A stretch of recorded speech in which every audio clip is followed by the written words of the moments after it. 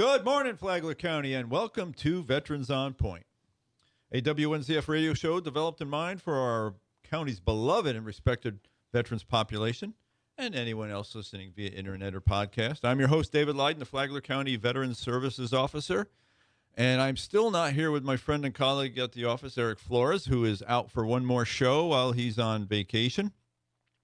He's actually coming back tomorrow, and he'll be back with us next week on the program.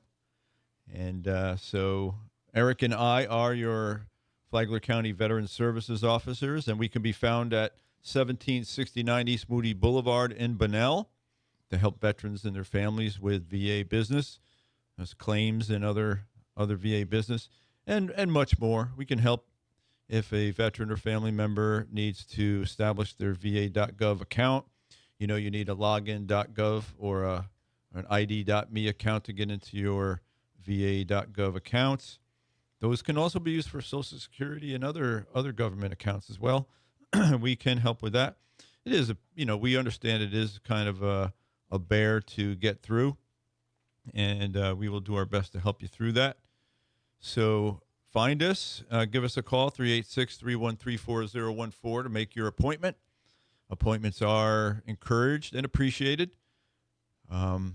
Gives us a chance to direct our attention strictly to your issue and help you with it. It's kind of hard when you have walk-ins and you're working with somebody, or just because we don't have somebody in our chair doesn't mean we're not working on veterans' claims or other issues. We get a little off track if we get a lot of walk-ins. So we encourage the appointments as much as possible. If you're a newbie, you just show up at the office. We understand. But if you're somebody who's been to our office before, you kind of know the drill. So call us at 386-313-4014. As you know, you see Jeff is in the house again. Jeff Kingdon, our Flagler County Veteran of the Year for another few months. Good morning, David. Good morning, Jeff. United States Marine Corps veteran Jeff Kingdon. And Jeff, this week, Billy asked me to find the Star Spangled Banner that's on one of his favorite radio shows, but the host kind of cuts it off, interrupts it with his voice. So I think I found the right Star Spangled Banner. It'll be at the end of our program. And Billy Jones, our king, or I was going to say king of loyal listeners. He's the leader of the loyal listeners. And so, Billy, give it a listen. Let me know if that's the one that you like and you've heard on other programs. So it's one of the traditional versions. Morning, Billy. And yeah, to mention our League of Loyal Listeners, and the leader is, of course, Billy Jones. Just mentioned Billy's, and I know James the Mail Maid is vying for a position as one of the top League of Loyal Listeners. He says he never misses a show. So James, thank you for touching base and letting us know that. But we got Navy Master Chief Dan and his wife Kay. Have you run into Master Chief up there at San Cyr? Not in a couple of weeks. Not in a couple of weeks. Okay. But good morning, Dan.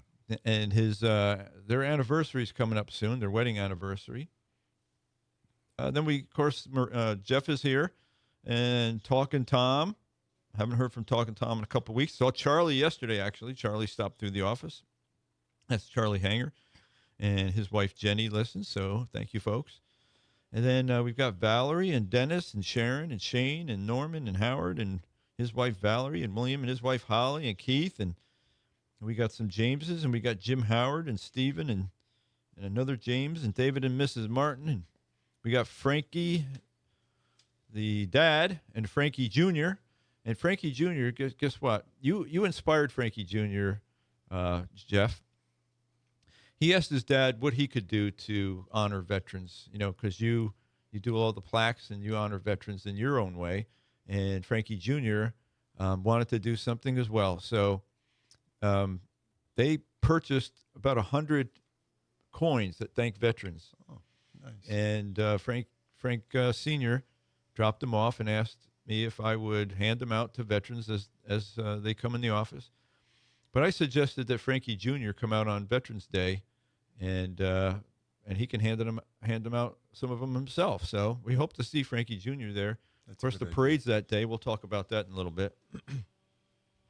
Who else we got here? We got Frank, Bicycle Frank, and Delmer, and Michael, and the Gallaghers, and Bill, and Leon, and Rudolph, and Thomas, and Mr. Holt, and so many more. And some of the folks are noticing that our list is long and afraid that it's going to get too long, that it'll take up the whole show. So we want to appreciate everybody who listens. But, we won't let it take up the whole show. Massage by Natalie and Company. So we know one of our local veterans went there recently, and they were very happy with it, very happy with the massage. It was his first time ever going to a massage, and his chiropractor recommended it.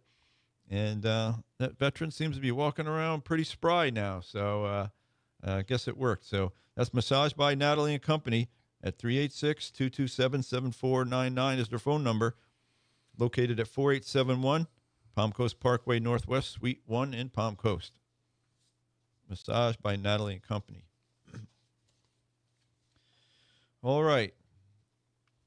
So, those listeners know that we like to, talk about history on this program. And for the last 20-some weeks, we've been talking about our presidents and highlighting a president of the week. This week is no exception. And this week is the 26th president of the United States.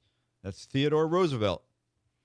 He was a larger-than-life figure whose legacy is woven with fascinating lesser-known facts that reveal the depth of his character. Born on October 27, 1858 in New York City, Roosevelt overcame a frail asthmatic childhood through sheer determination, embracing what he called the strenuous life. This philosophy shaped his multifaceted career as a statesman, soldier, conservationist, and adventurer. But it's the obscure details of his life that add color to his story. One little-known fact is that Roosevelt was an avid taxidermist from a young age. As a boy, he founded the Roosevelt Museum of Natural History in his bedroom, filling it with specimens he preserved himself, including mice and birds. His passion for natural history persisted, leading him to become a pioneering conservationist. As president, he protected 230 million acres of public land, establishing 150 national forests, 51 federal bird reserves, and 5 national parks, a feat unmatched by any predecessor. Roosevelt's intellectual curiosity was equally remarkable. He was a voracious reader, reportedly devouring a book a day, even during his presidency. His home, Sagamore Hill, housed a library of over 6,000 volumes spanning topics from history to poetry. Less known is his authorship of 38 books, including detailed works on naval history and wildlife, showcasing a mind as disciplined as it was eclectic.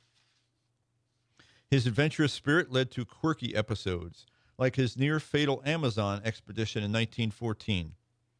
After his presidency, Roosevelt explored Brazil's uncharted River of Doubt, later renamed Rio Roosevelt in his honor. Battling fever, a leg wound, and near starvation, he nearly died but insisted on pushing forward, embodying his mantra, "No man has any business to go where he has not the vitality to resist the forces of nature." Roosevelt's eccentricities extended to his White House tenure. He kept a menagerie of pets, including a bear named Jonathan Edwards and a one-legged rooster. His children's antics, like roller skating through the East Room or bringing a pony into the White House elevator, reflected his playful side. Yet he was also the first president to invite an African-American, Booker T. Washington, to dine at the White House, a bold move that sparked controversy in 1901. A lesser-known tragedy was the loss of his youngest son, Quentin, a pilot shot down in World War I. Roosevelt's stoic grief underscored his complex blend of toughness and tenderness. His life, marked by relentless energy and obscure passions, remains a testament to the living boldly, leaving an indelible mark on America's history. Quote of the week from Theodore Roosevelt. "It's not the critic who counts, not the man who points out how the strong man stumbles, or where the doer of deeds could have done them better. The credit belongs to the man who strives, who dares greatly, who perseveres, who spends himself in a worthy cause, who at best knows in the end the triumph of high achievement, and who at worst, if he fails, at least fails while daring greatly, so that his place shall never be with those cold and timid souls who neither know victory nor defeat. President Theodore Roosevelt, 26th President of the United States. Did you learn anything today, Jeff? Of course, Dave. Learn something every week. You know, I think I remember about his son dying in World War II, or I mean World War I. But and some of these things I kind of tacitly knew about, not the number of acres or the number of preserves and stuff like that, but I knew he was very instrumental in the national park system. But yeah, we have some great, interesting presidents. Yeah, for sure. Good history, David. Thank you. And so that comes to the time of the program where I say, drivers, drivers, drivers. The DAV is seeking drivers, volunteer drivers, to take veterans from their homes to their VA appointments. Those VA appointments can be at a VA medical center, at a VA clinic, a community care network appointment, or a VA compensation and pension exam that's in conjunction with a VA disability claim. You do not have to use your own vehicle. The DAV has VA vehicles for that purpose. In fact, I was informed yesterday that the local DAV will be purchasing a new one and to add to their fleet. I think that'll give them 4 vehicles. So if you would like to be a volunteer, please give the DAV a call. That's DAV Chapter 86 at 386-439-2122. 386-439-2122. And speaking of the DAV Chapter 86, Jeff, you won an award recently from the state? From the state, DAV, Disabled American Veterans from the state, for being for all the great activities you do as a veteran.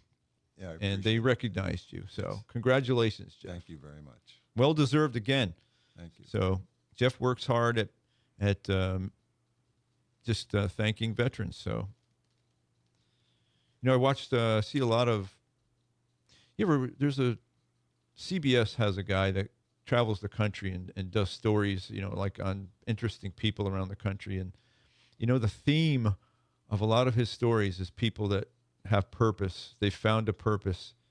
And that's what drives the story, is that they're helping others, they're serving the community, whatever it is. And so I can't stress enough how important that is for people to have a purpose. I agree with you. It's very, very important to have a purpose. Uh-huh.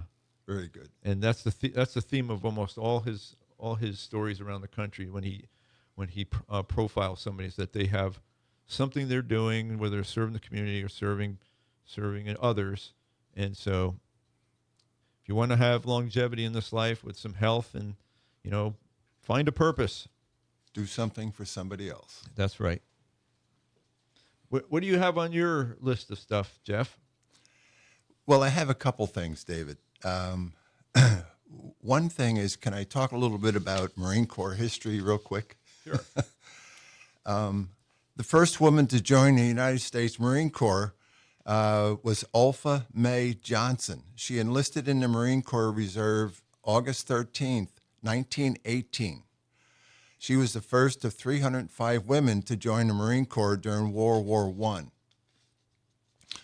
I. She served in clerical roles for combat duty, according to the Marine Corps. Now, the reason she joined is because apparently there was a fair amount of information going around asking women to join to free up a Marine to fight. Mm-hmm. And then at the end of World War I, the Marine Corps discharged her and didn't invite women back in until World War II. Uh-huh. But I thought that was very interesting. She served her country. Yeah. And another thing, Dave, I'd like to repeat something Charlie Hayes said on your show 3 weeks ago. The first United States Marine Corps amphibious assault was in March of 1776.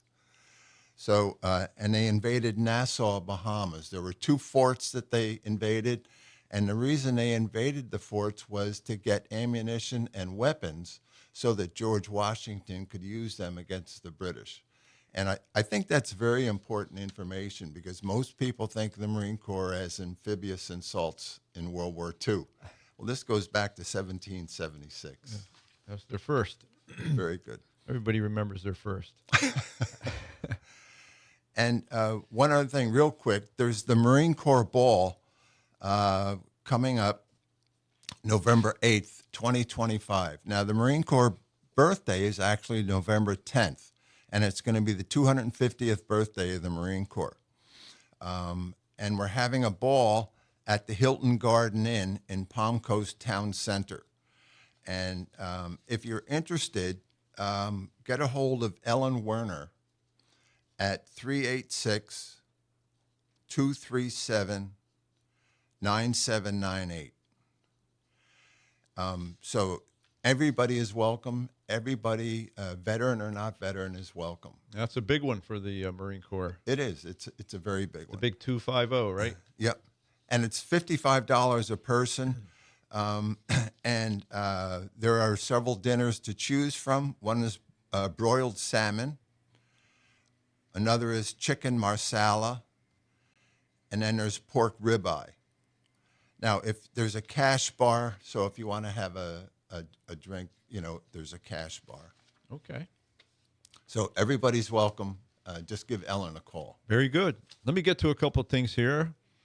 The VFW commander, Chip Helms, stopped in the office this week and would like me to let our listeners know that they will be having a country night at the Post. That's Post 8696 at 47 Old Kings Road North. And it is a dinner. They also have a cash bar. Their menu is a country dinner buffet of baked chicken, country fried steak, mashed potatoes, vegetables, salad, and dinner rolls. It's featuring entertainment by Bill Kastner and Karen Callan, the good old country music. The date is September 12th, 2025. Doors open at 5:30. Dinner 6 to 7 with dance and show starting at 7. There are door prizes. The donation is $30 per person. There will be 50-50 going on. And so all profits will help support the building fund at the VFW Post 8696. He would also like me to let our listeners know that the VFW will be having a poppy drive and a membership drive. That's going to be 23 August 23rd, from 6 in the morning, 6 a.m. to noon. And that'll be at both Dunkin' Donuts locations in Palm Coast. I think there's, he must mean the northern part, where there's one on Old Kings Road and one on Palm Coast Parkway, because there's another Dunkin' Donuts down on 100. Yeah. Excuse me. He didn't mention that one, but it's probably the location on Old Kings Road and the one on Palm Coast Parkway. Right? They're the closest ones to the facility, the right. VFW So facility. that would probably make sense. So that's for our VFW. So, Chip, I got that in there, if you're listening. And then I had Gary Owens from American Legion Post 115 swung through this week. And so we're going to remind everybody about their 5th annual charity golf tournament, which is October 4th this year. And it starts registration at 7 o'clock. They'll also have 50-50 game, continental breakfast, shotgun start at 9 o'clock, lunch catered by Loopers at 1 p.m. It's $125 per golfer with 18 holes of golf, free hot dogs at turn, awards luncheon, player prizes. And so you can get registered now by going to flaglerpost115.org. That's O-R-G.